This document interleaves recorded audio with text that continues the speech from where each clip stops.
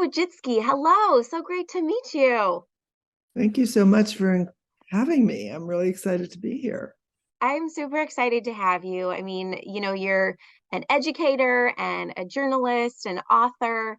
Um, and I actually came across your name because I came upon an article that you had written about parenting. And I'm a new mom myself. I have a daughter who she's, gosh, 8 months this week. And um, I found the things you said absolutely fascinating. And I also find you fascinating. So you have three daughters yourself, right? Yes, I do. I'm very excited about them. Always. You should be. You should be. If you don't mind, if I can just go over what they do. So your one daughter is the CEO of YouTube, right? Right, And you have another daughter who's a doctor, and then right. another daughter who's the co-founder and CEO of 23andMe. That's right. Yes. That's incredible, Esther. That's incredible. And just as like a broad question, how did you do it? That's amazing. Well, the short answer is it's in my book, Yeah. How to Be Successful People, Simple Lessons for Radical Results. It's in 29 languages. So it's probably in a language you speak. Yeah. Yeah, and so that's the simple answer. And then I can give you a little bit longer answer. Sure, I would love Um, that. it involves this acronym that I put in my book called TRICK. Mhm. And TRICK stands for trust, respect, independence, collaboration, and kindness. And what I say is that you want to trust your child so then they learn to trust themselves because they have an older person they love and respect that trusts them. And they're like, well, if they trust me, I'm probably trustworthy. And so then I respect them. I listen to their ideas, even though I don't do them. And I give them a lot of independence, which actually helps me so I don't have to do so much. And then I collaborate with them because when you collaborate, they actually come up with the ideas and then they follow them. And then I treat them with kindness because kindness makes so much difference in the world for everybody. So that's the short summary of my book and my philosophy and what I did. And so how, I mean, because so how over time, this was something then, was it kind of like trial and error for you, or this was something, I mean, obviously, like you said, there's a lot of um the results show for themselves, right? The results show for themselves. And so um I guess how did you come up with it? And what would you suggest to other parents who are maybe a little bit resistant to any part of it? It was an accident more than anything. I just wanted my children to grow up in a different environment than I had grown up in. And so my main goal was that they were going to be independent thinkers. That's all. I just wanted them to think for themselves.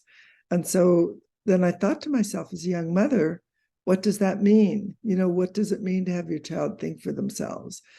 And the first thing I came up with was Montessori, because Montessori, you teach a child to get dressed by themselves, how to use a knife and a fork, how to feed themselves, all that stuff. It sounded, oh, that sounds like a good idea. I should probably do that. So I did that. Plus, I added my own things.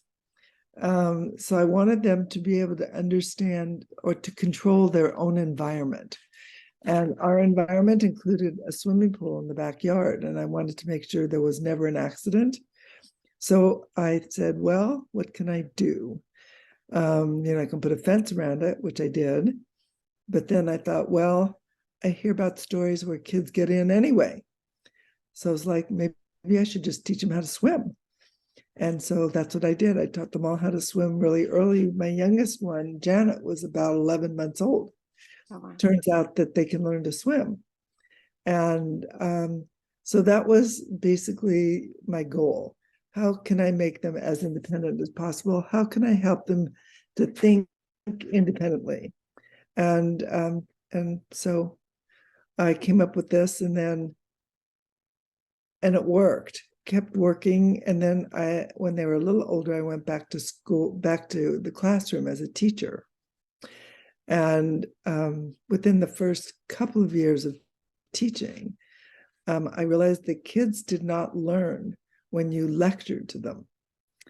They would look like they're learning. So they would sit there at their desk very politely, smiling or whatever, and thinking about what they were going to do on the weekend, of course. So they never heard a thing you said. I actually changed my way of teaching so that they were more involved. I figured that if they're involved and there's more action, they're actually learning as opposed to just daydreaming. And so I made it more project-based and put them in charge of their learning and had to work in groups and all that sort of stuff. And it worked really well. So then after both my children were pretty successful and my classes were working well, I got a lot of questions from parents. It's like, why does everyone want to take your class? What's going on? What are you doing? And they're like, are you giving away free pizza? Is that the Candy, yeah. It's like everybody thought I was feeding them or something. It's like, no, I'm giving them what everyone came to America for. It's called freedom. and so it's Yeah. like, oh, really? What do you do in class? And I was like, well, I let them make a lot of decisions and they're in charge of their learning and they get to come up with their own story ideas. And also, I don't hold a grade over their head. It's like you get to revise until you get an A, so you don't need to worry about your grade all the time. Anyway, and kids just signed up in droves. And pretty soon I had like 100 kids signed up for the class. And I said, this is too big. I really need to have a smaller class. What can I do? So I was like, well, I can't get rid of any of the kids because they'll be sad. So why don't I just start another class and we'll produce a magazine. Why not a magazine? And so that's how I started all the other publications. So today there are 12 additional publications, and there's about between 700 and 800 kids in the program. And of course, there's lots of other teachers. You can't do it yourself. Right. And they're all fantastic teachers. One is Paul Kendall, and then Brian Wilson and Rod Satterwhite. They're all really great teachers. And the program is booming. And I retired in June of 2020 because of the pandemic. And but I'm still, advising, and I interact with the teachers and the students, and it's really fun for me. So And that's so, go ahead. that's a short story for a very long period of time of that I was there. Well, I love it for so many reasons because, thinking back to my own, school days, I wish, myself, I love to write too. And I wish I maybe had the opportunity to do more creative writing as opposed to math because I hated math. But, so I love sort of your take on it. And when you say you saw it with your daughters and you saw it with your students that it's working, how do you know it's working? Better grades, they're more involved with school activities, or how did you know sort of your methods were working? So I knew my methods were working when I saw my daughters feeling really confident. You know how you see little kids that are like clinging to their mother and they don't never want to go away. Yeah. Never did that. They were always very self-confident. And so I thought, oh, this seems to be working. And you know, when Susan was 5, we moved to Switzerland. And even in Switzerland, where she had to learn another language and where she had new school and everything, she felt pretty empowered, that she could do it and it was okay and didn't matter. And she could learn French and all that sort of stuff. And so I saw that it worked pretty well with my children. And then with my classes, I figured that, these kids they wouldn't be signing up.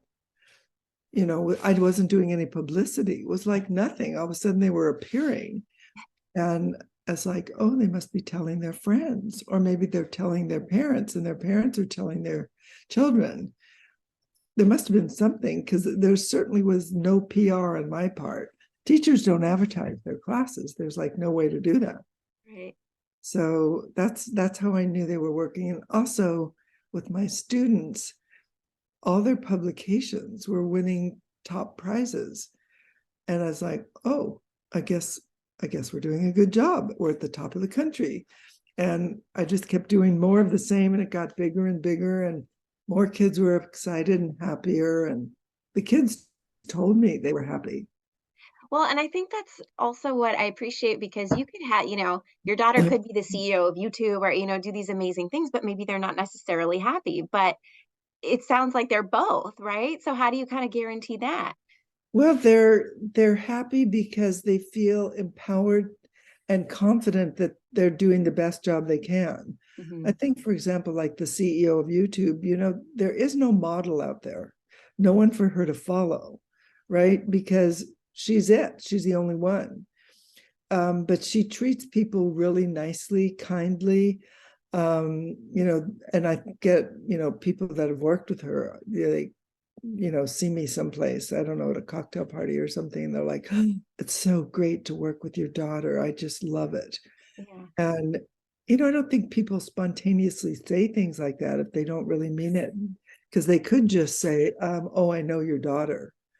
And that would be it. But they always come up with these statements about how great she is and how fun she is, good she is to work with, and how she cares about all the people that she work for her. Um, I think I think it does make a difference. And the same thing is true for Anne at 23andMe. Mhm. And Janet, works with a lot of people on nutrition. So she specializes in mothers and their babies and children, and what they can do to be more effective in terms of nutrition, making sure that child doesn't get fat but is properly nourished. So they all are out to make the world a better place, and so that makes me feel happy, to be honest.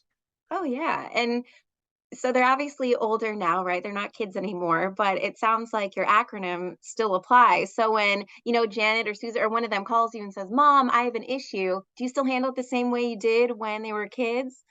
Yeah, I help them when they need help. I listen to any kind of complaints that they might have about anything. I think that, the most important thing is to respect their opinions, to listen. And also, it's a challenge as a grandparent, and I guess I'm addressing this to all the grandparents out there. Um, it's important to realize that you aren't the parent, and you cannot tell the parent how to raise their child. You're the Amen. grandparent. And so, that's putting it very politely, uh, because I think that's one of the number one causes of friction is when the grandparent says, don't do that, or, oh my God, I can't believe you letting Emily walk outside without a jacket. Um, that kind of thing, you're doing it as a grandparent with the best of intentions, but it doesn't work. So you need to kind of remember they're in charge. You did a great job raising them, and now it's their turn. So yeah, and I learned that actually my children trained me. Let's put it that way. Maybe you can call my mom after, but that's a whole nother Zoom thing. So we can do that another time. But but one of the articles I came across, and this is something I talked to my husband about, our daughter, like I said, she's 8 months, and um, you think that there's one specific type of parenting that's like a no-go that we really should try and stay away from. What is that? Can you talk about that?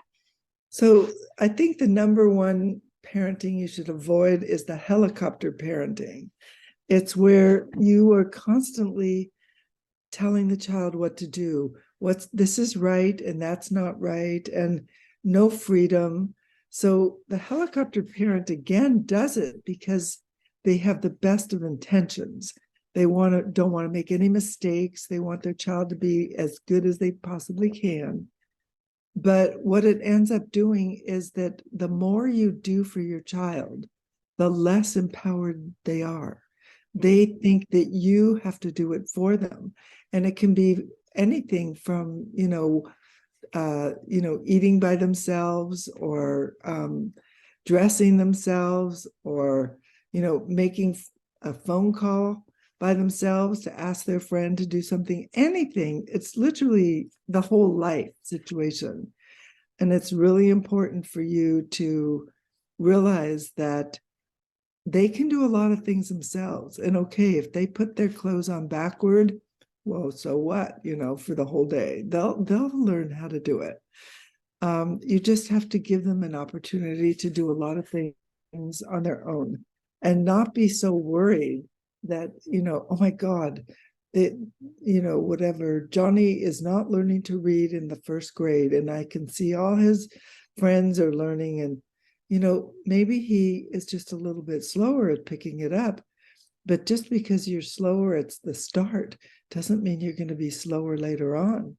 Mm-hmm. So you want to offer help and talk to the teacher, but you don't want to get upset and pushy and worrisome and give your child a complex. That would be the last thing you want to do. Yeah. Yeah, yeah. And there's a lot of talk of, and maybe this is kind of what you're saying, but maybe not, of sort of, have you heard the term like gentle parenting nowadays, where it's kind of like you know, I guess having a gentler approach to it. What's your take on that? So I think you can have a gentle approach. I of course prefer to give the child as much freedom as possible, but the gentle approach kind of works for the parent and for the child a little bit, because you're offering to help, but you're not forcing yourself on them. Mm-hmm. So, frequently, actually, young kids refuse your help most of the time. I'm sure you've heard of it. Do it myself. Uh-huh. Yeah. And and then they get upset if you help. So, gentle approach would be like you offer it, but you don't force it. So, that might work better for some of the parents that are really concerned. Yeah.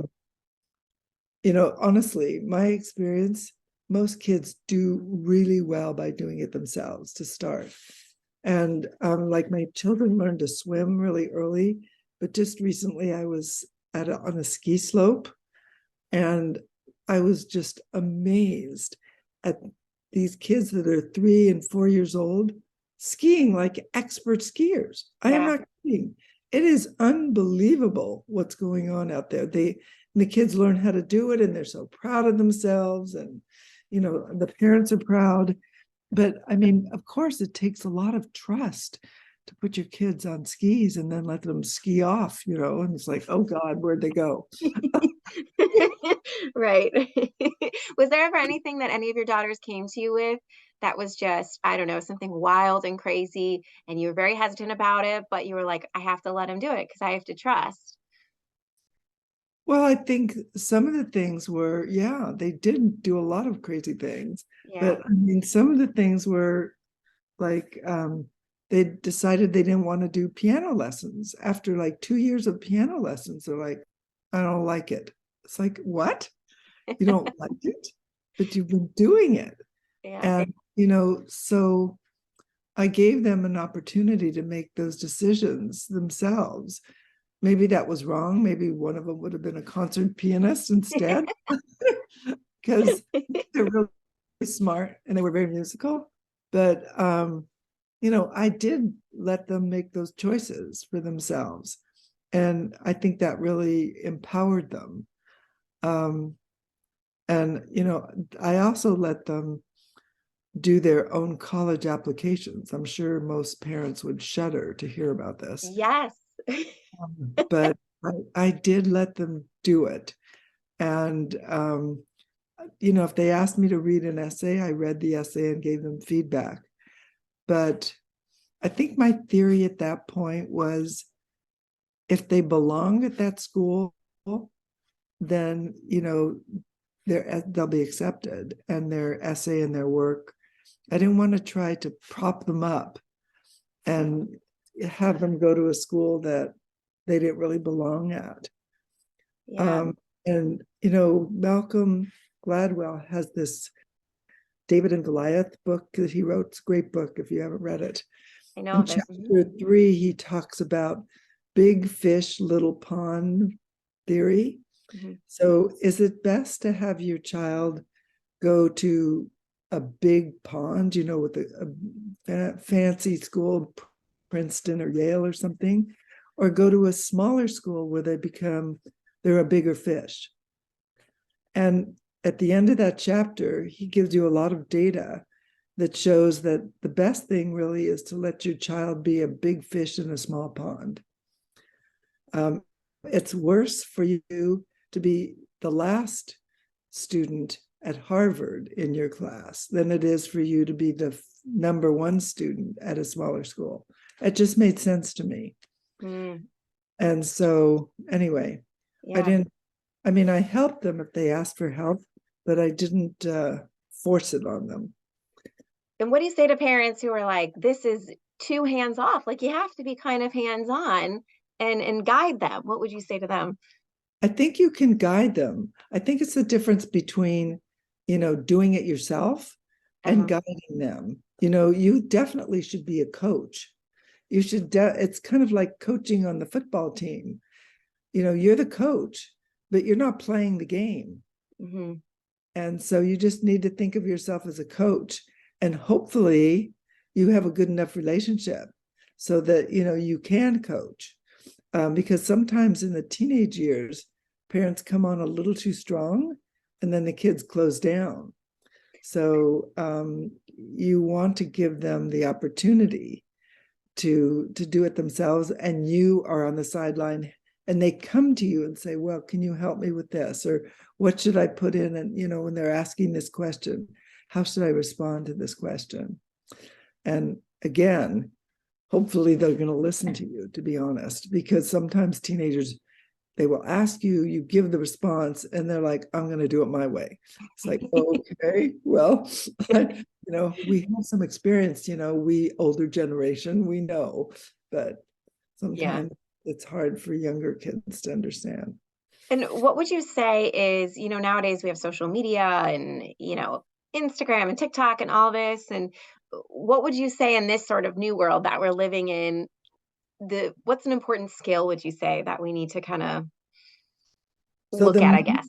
yeah, social media. So the main thing that I think parents need to worry about, and teenagers also, is that teenagers are very influenced by social media, very influenced. And sometimes that influence is not good. And so teenagers need to realize that it's important to also listen to their parents, at least get their input and mix that in with the other things that you're hearing, because a lot of stuff on social media can be counterproductive. And they also, teenage girls in particular, are very worried that they're not, beautiful enough, and that they're using makeup all the time, and that they're not skinny enough, and that they're whatever. So social media can have a negative impact on teenagers, girls and boys. So Yeah. it's just important for all teenagers to know the impact of social media on themselves. They need to realize it. Hopefully, they get that information either from the parent or from the school. Hmm. Yeah. And I always used to say to my students, watch out for your digital footprint, because, you don't want to have something in that digital footprint that you're embarrassed about. And, because it's going to be there forever. No Yeah. one's going to take it down. So, you need to be careful. And I started, I taught teenagers this, but actually, I think that even kids as young as 10 should be really careful not to put stuff up on social media that will cause them embarrassment later on when they get older. Do you see, do you think parents should set any kind of rules with that, I or think kind of, parents should set rules, but also I think parents need to educate their kids, need to tell them, about it. If they don't get it in school, it's like going out on the highway. You don't go walking on the highway or in the street. It's kind of, the internet is like the super highway out there, and there are dangers, and kids need to be informed. If they're not getting that information in school, the parents have to give them that information. Common Sense Media, I don't know if you're familiar with commonsensemedia.org.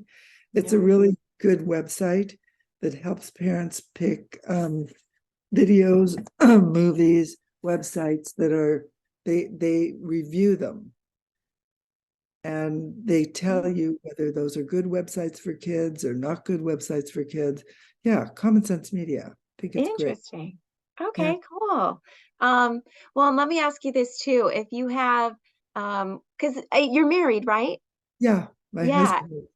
And so what if you have one parent who's like more a helicopter parent and another parent who wants to sort of use more of what you're saying? Does it just take one parent to kind of do, the helicopter to impact a kid negatively, or can one parent, does it need both to kind of agree and have the same type of parenting? So I would say that parenting is probably number one cause of marital friction, Hmm. because the parents frequently don't align. And it's good if they could talk it over Hmm. first and maybe read a book or two on it and understand and actually be on the same page. Because when you have one parent that is a helicopter parent and one parent that is a free range parent, you're going to have a lot of conflict, Yeah. and that's not good for your child. So I think it's best if they could, come to some agreement on how they're going to do it. And otherwise the kid's going to be really upset. Yeah. So you and your husband are always on the same page then? We were pretty much on the same page, but one of the things that happened with my husband is that he was a Stanford professor of physics, and Hmm. he was always traveling and giving talks and things like that. So a lot of the decisions were up to me. So, and I mean, I was sad about that, but in hindsight, I realized that made it easier because then I didn't have to say, well, what do you think we should do? And I just did it because he was busy teaching or whatever. Yeah. So you kind of then it fell on you. So you didn't really have much of a choice. Yeah. Right. That's correct. Um, and so you don't have to get too personal, but I'm just curious, what was the last conversation you had with each one of your daughters? Do you remember something that you guys just chatted about, like one of the last things that sticks out in your head? Well, the last one was celebrating the birthday of one of my grandsons. And the question was, Ah. which restaurant should we go to? Because we make sort of a mess because there's so many kids and so many people. It's like, well, where should we go for this one? Yeah. So that was probably the last conversation that just happened. Today is Tuesday. That was on Sunday night. Okay. And they all got along, all your daughters growing up pretty well?